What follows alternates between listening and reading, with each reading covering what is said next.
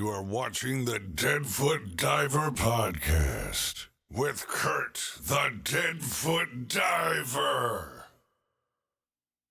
So when you're cave diving and when you're getting ready to do all these deep dives and stuff like that, do you guys a lot of the focus I've noticed since I started diving again this year is a trend towards not teaching dive tables and not teaching um, the risks of decompression sickness Ouch. and basically saying, here's your computer, follow your computer. What Ouch. what's your opinion on that? Well, I guess I'm an old school purist. I mean, when I learned uh, tech diving and trimix and everything, it was all manual calculated tables, and you calculated your tables, you calculated your 10-foot deeper tables, you had all kinds of contingencies all manually mapped out, you calculated, oxygen exposures manually. And so I want people to understand, like what is the computer doing?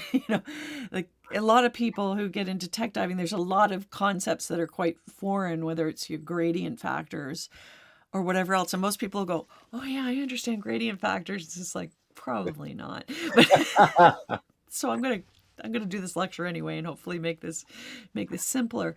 So you have to understand what that device is doing, and you have to have a plan for how you're going to manage yourself if it fails. There are a lot of people who just kind of jump in the water and do what the computer tells them, as opposed to even pre-planning a dive. And I'm a real fan of plans and checklists. Especially diving rebreathers. I mean, Oh God, yeah, it's inexcusable if you don't use a checklist. And I feel very well qualified to say, you know what? After 8,000 dives, I still use a checklist every time I use that rebreather, and it's not a matter of like I could tell you that checklist word for word right now, but we get distracted and we're out in a beautiful world. Someone needs a mouthpiece, someone needs something, and suddenly you've cut that checklist in half in your brain, so it should be on paper, or electronic, whatever method, but you should be going through something that's physical, that's a reminder, because human errors are human errors because we're human and we make mistakes, and so I feel my life is worth preventing those mistakes. yeah, I mean Checklists the help. consequences of a rebreather are serious death. I mean, Yeah, there's no and way around it. we And I don't mean, find dead guys with checklists, like, no. yeah. It's I mean, Yeah. I had John Chatterton on the other day and he said the same thing. He says every death on the dory is diver error. Of course, yeah. And you know what? When we look at rebreather failures and issues that caused a death, we can look at the true root cause of these accidents and find that 90% of those issues could have been prevented by an action taken before the person went in the water. So they made a bad decision on the surface. It had nothing to do with what happened underwater. So when you're prepping for a rebreather dive, Mm. how many days before are you starting to work on your gear and do checklists? Because I've heard people say that like if they're diving on Saturday, they're starting to check their gear and go through their checklist multiple times starting on like Monday. Yeah, I mean, it's just through experience. Stuff can happen, or I mean, yeah, I've got to do an annual service, of course, on my rebreather every year, and so that's part of the preparation. I need to get the rebreather together, but I also need to get me and the rebreather together too. So I may need to jump in the river out back and just refresh my skills as well if they're rusty. So yeah, it does depend, but definitely, like, even if I'm fresh and constant and everything else, I like to have the rebreather ready the night before and tested, and then it's a quick retest in the morning before I go diving, because it's just nice to go to sleep knowing there's no issues. Because I've said this before. In fact, it's a bit of a grim story. Like, this would be about almost 20 years ago. I was sitting on a boat when my Optima rebreather that I was diving at the time failed just as I was about to jump in the water, and it had passed its pre-dive checks. And I went, oh, huh.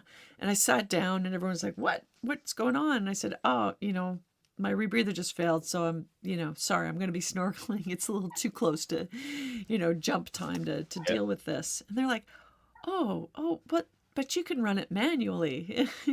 And I'm like, yeah, I can run it manually, but I'm not going to. If there's one thing you learn from me, I do not jump in the water with something that's already broken. Like if you had a checklist that says this is the minimum requirement for the rebreather to go diving, then you got to stick with it. So 2 out of 3 sensors means you sit on the bench and you don't go diving, where a lot of people have gone diving with 2 out of 3 sensors and then ultimately didn't come home.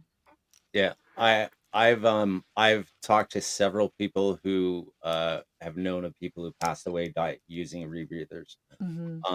When I was younger, I absolutely wanted to do a rebreather. It was Yeah. because at the time it was cutting edge and stuff. And not only that, the depth restrictions that Yeah. it enabled and how long I'd be able to stay underwater for. Now with my old age, or since I'm 55, I mean I'm not I'm older old, than but you are. yeah, yeah, you're a couple of years older than me. I'm a few years older. Um, Yeah. so uh, but with that, Mhm. and also I have ADHD, so I mean I Mhm. forget stuff, especially when Yeah. I'm excited about doing something or whatever. Yeah. Um, for the podcast, eventually, I'm hoping I'm gonna get to do a rebreather session in a pool, like to do it Mm. just to try it and Mhm. experience Mhm. it. Yeah. Um, I'm pretty sure after everybody I've talked to about rebreathers and the preparation and the checklists involved, I'm gonna be out after that point. Fair enough. Yeah. Yeah.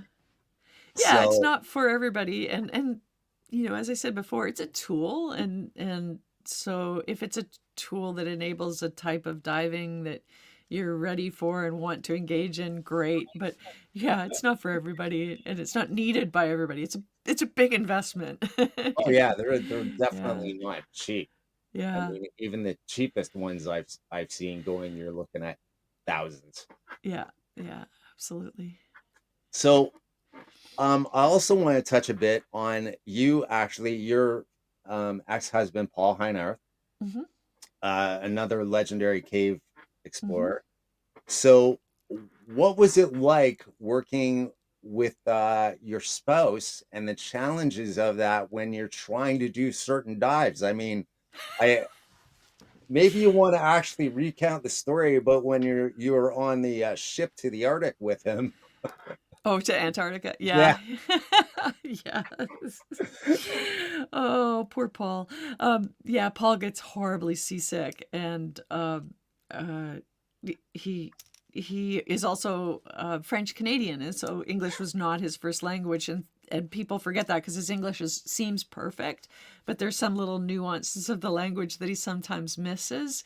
And I had told him that we had a 12-day crossing to Antarctica from New Zealand, and he thought 12-day crossing meant 6 days down and 6 days back, and after he'd probably lost 15 pounds at this point. He was being so seasick. He grabbed me and said, "You lied to me." And I'm like, no, 12-day crossings mean 12 days down, then the project, and 12 days home across the most violent seas on the planet.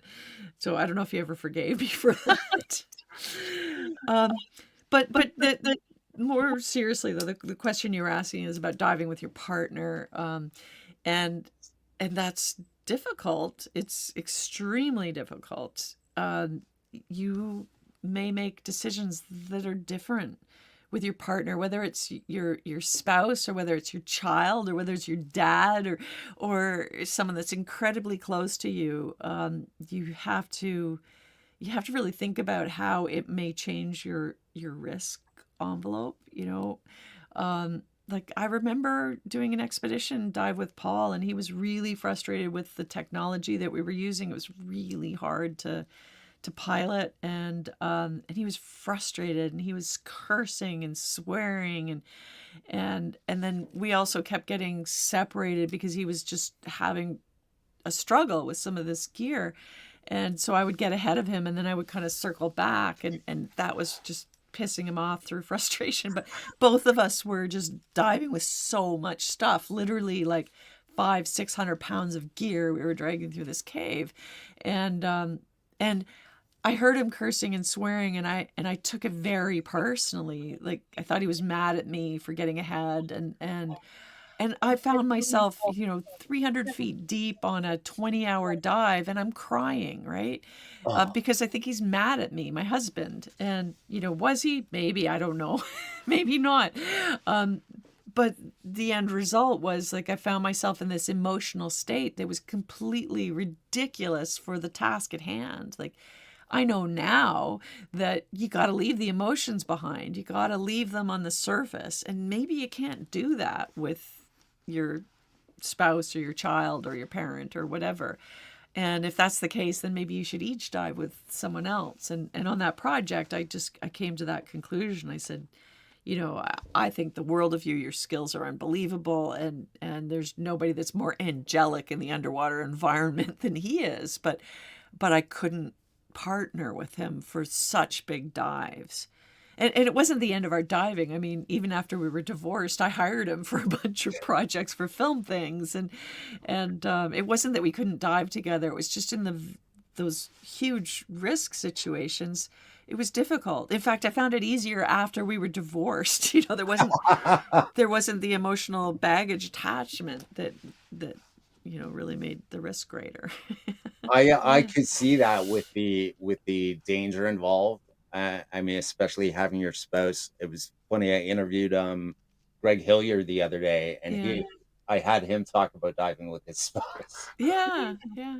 and same issue. It's he's like, yeah, your emotional levels on a total different state Hmm. when you're diving with your spouse, partner, or anybody that you're really close to. Yeah, absolutely. Absolutely. And maybe it's like you're trying to impress them. Maybe it's you're trying to, be as good, or maybe it's something else. Who knows? It's just a baggage that you bring from the surface underwater with you. So maybe it's best to leave that behind, because oftentimes we're better buddies with those we're not as close to. Like, I have some really close buddies, but we're super authentic and honest and straightforward with each other in a way that funny enough just doesn't translate as well when someone's too close. No, yeah, I totally get that. Um, Especially when it comes to your putting your life in their hands or vice versa. Well, I mean, that's the other difficult thing. What's going to happen if there's a crisis, if there's an emergency?